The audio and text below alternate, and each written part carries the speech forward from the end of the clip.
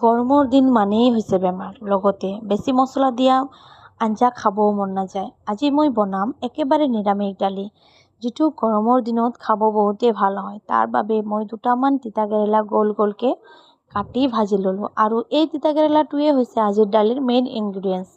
ভজা হোৱাৰ পিছত এটা কেৰাহীত মুগ আৰু বুটৰ দালি মিক্স কৰি লগতে কেইটুকুৰমান পানী লাও দি হালধি নিমখ মিক্স কৰি দালিটো উতল অহাৰ পিছত এটা বেলেগ বাচনত ঢালি ল'ম। তাৰপিছত সেইটো কেৰাহীতে অকণমান মিঠাতেল দি তাতে শুকান জ্বলা, তেজপাত, পাঁচফোৰণ আৰু আজৱাইন দি মিক্স কৰি বইল দালিখিনি দি দিলোঁ।